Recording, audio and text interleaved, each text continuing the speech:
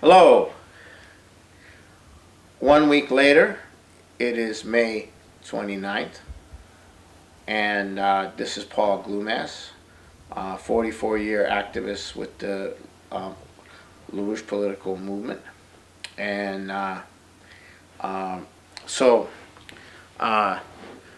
biggest insight into where we are domestically and internationally are the events that have unfolded in the last few weeks in Italy.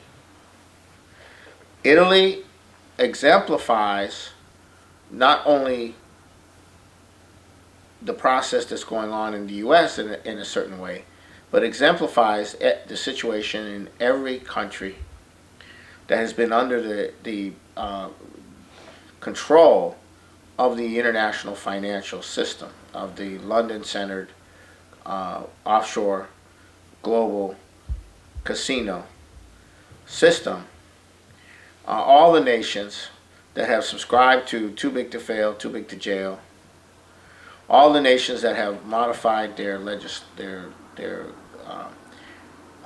internal laws to accommodate for a coordinated bail-in should a systemic financial institution go under, all these nations cannot at this moment generate the necessary credit to invest and develop their nation. Trump said before the Transportation Committee, I mean, you know, we find 7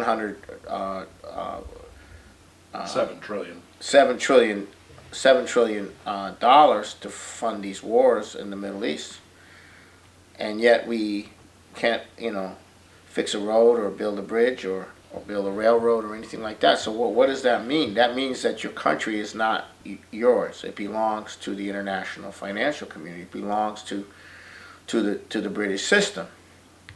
It belongs to the super wealthy and the financial elite. It belongs to them. And the wars are necessary because they got to keep everybody down, and more importantly, they can't have any of their funds. They can't have anything get in the way of their control. And any part of the world that becomes developed is a threat to their control, because the only way it would become developed is because of this development of the national of the nation and its institutions. So now we come to the situation in Italy, which is completely exemplary of the situation. In March, there were elections, and the leading left parties and the leading right parties didn't do very well. You had a populist, semi-leftist group called the Five Star Movement, Pepe Grillo and the Five Star Movement.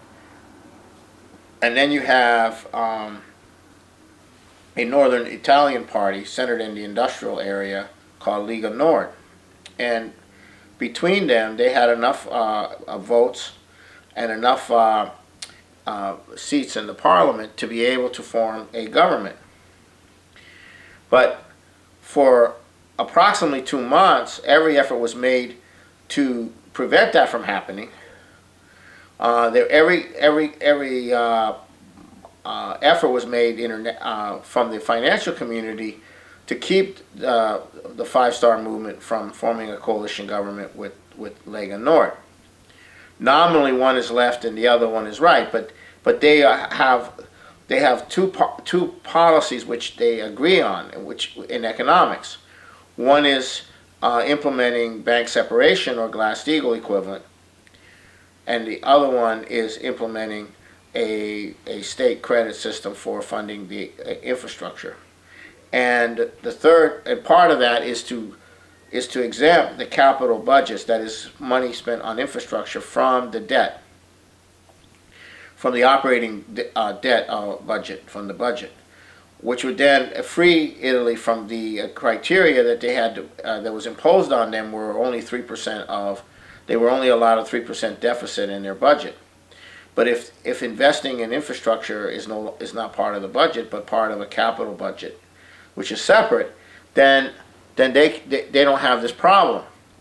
So this is a threat to the European Union, because what they're talking about is implementing precisely what LaRouche's policies, the first two laws of Lyndon LaRouche, and it's not an accident, because in both parties there are significant individuals who are in a dialogue with individuals who are in the movement, in the international LaRouche movement in Italy. So this economic issue, some of these parliamentarians have come to, on our behalf, have come to the United States to push for Glass Steagall inside the United States. So essentially, this has completely freaked out the European Central Bank, the European Union crowd, that they now have, they had a government that was in the making. And they were proposing to put in, as economics minister, an individual by the name of Paolo Savona, who was a very ardent supporter of the of the euro, but then after a while became a very ardent opponent of it, saying it didn't work, and so forth. And Paolo Savona has all this experience in government and in finance, and he would be a formidable person that could take Italy to an entirely different direction. And so, after meeting with the Prime Minister designated, Giuseppe Conte, the President of Italy, Mattarella, refused to accept the cabinet based upon the choice of Savona, and then when Savona was rejected, two others were proposed. They were all rejected, and the President rejected the government and named somebody from the IMF to form a new government, to form the next attempt at a government, which is going to fail. And so we're looking at elections in September and October. Now, this action by the president was forced upon him by the international financial community, by the European Central Bank, and the reason he gave for refusing to allow the government to form, which it should legitimately form, was because it would hurt Italian bondholders, because the bankers would essentially shut down the value of the bonds, would speculate down the value of the bonds, and therefore he was protecting the Italian public, which are holding bonds, by rejecting this government. So he's openly stating that it's in line with the financial interests of the international bankers that this is being done. Now, this is a coup. This is a coup being done in Italy. And it's going to lead ultimately to probably some elections in September and October, where the issue is going to come back. But the most significant thing about this is this has exposed the hand of the financial community in controlling and running a coup against a legitimately elected government of Italy. And this exemplifies the situation in the U.S., because that is exactly what is being done in the U.S. There is a coup being run by the international financial community against a duly elected president of the United States. And of course, that's hasn't occurred yet, but it's the same principle. The international financial community rejects Trump.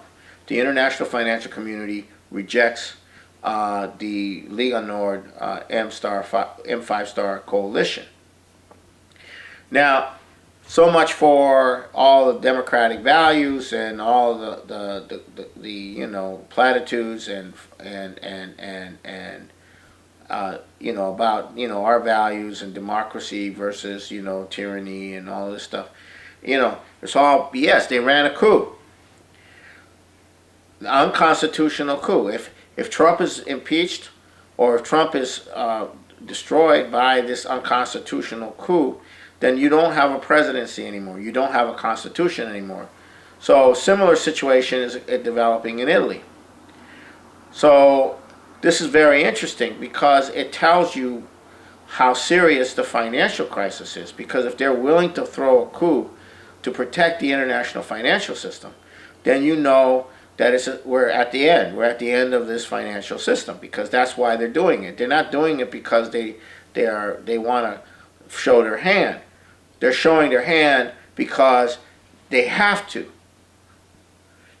Okay, and this occurred in the same period as the May 24th, May 26th St. Petersburg Economic Forum in St. Petersburg, where Macron was there of France, Shinzo Abe of Japan was there, the Vice President of China was there, and the Christine Lagarde of the IMF was there. And what Putin said in one of his presentations was that there was a serious now risk of a global systemic financial collapse, systemic crisis, and that the world needs a new financial architecture, not as well as, of course, what he's always been saying, which is a new international security architecture.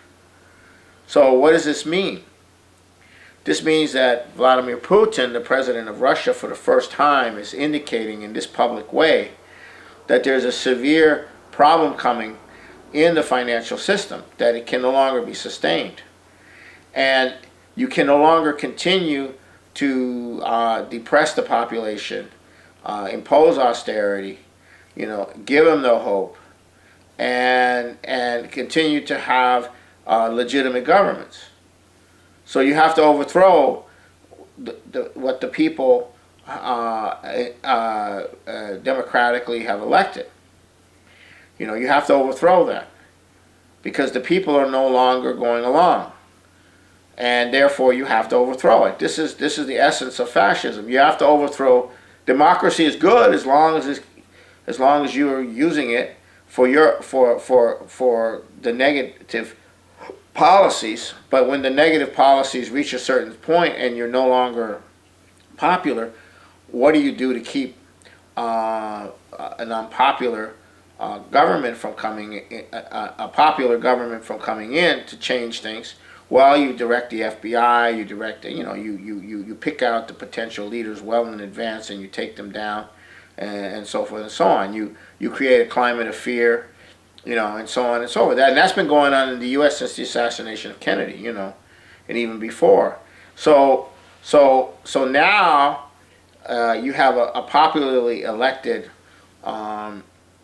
president by the Electoral College, that is, and this is unacceptable, and this is what you're dealing with. So Italy is a case, the United States is a case, and Spain is about to become another case.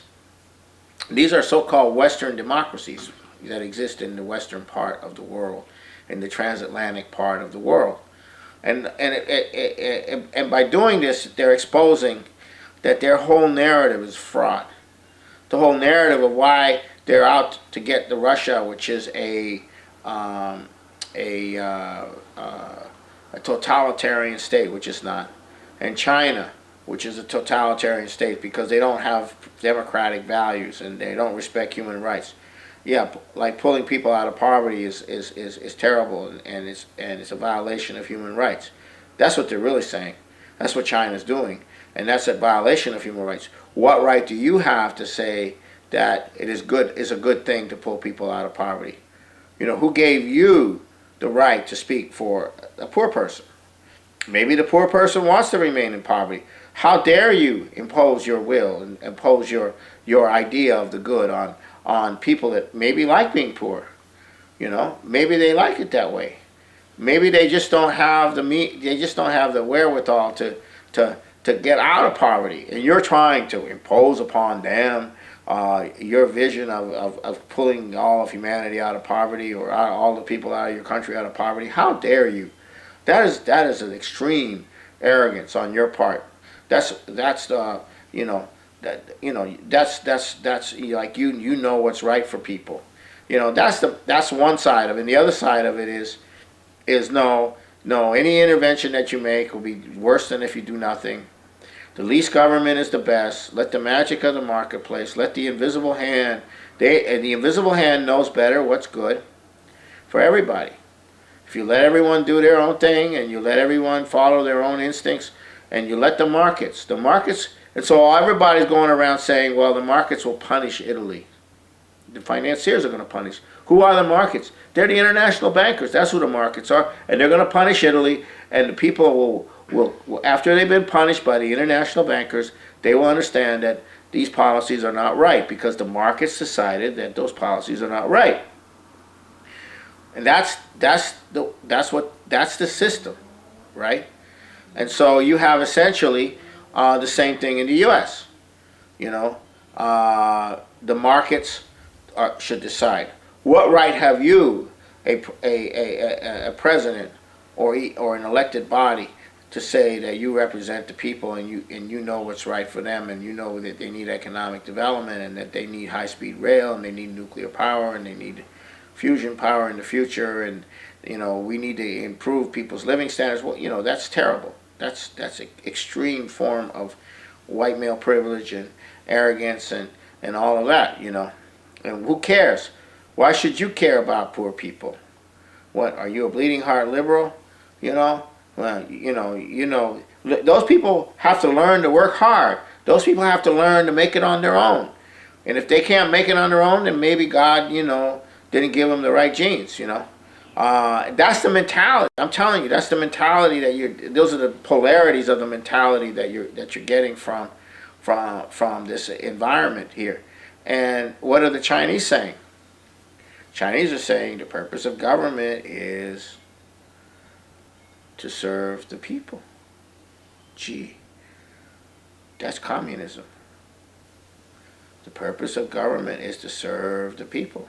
Oh, no, that's not the purpose of government. You can't do that.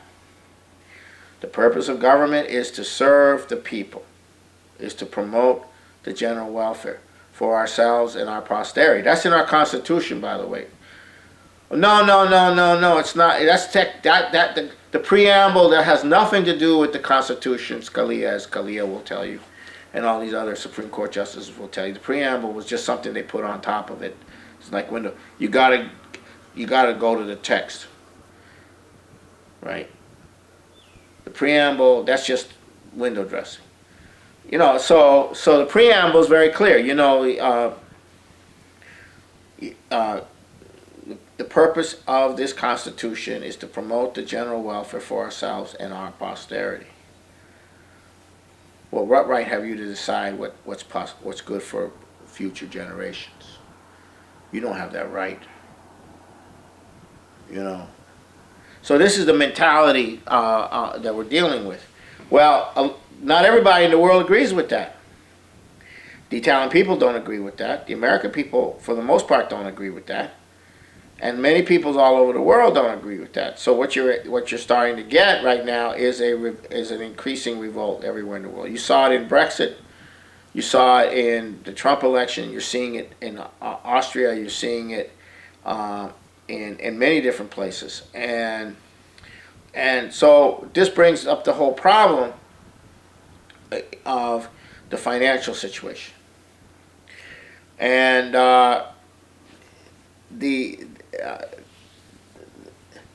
there is some kind of financial warfare going on because the interest rates the banks are giving out, the interest rates are going up, and this is causing in the dollar sector, and this is causing tremendous pressure on the Turkey, Indonesia, Brazil, Argentina, those kind of countries whose currencies are collapsing, and then it's putting a tremendous amount of pressure on the corporate junk bond area, which also is tied to derivatives. It's putting a lot of pressure on that. So you're looking at a move towards a continuous move towards a breakdown of the financial system.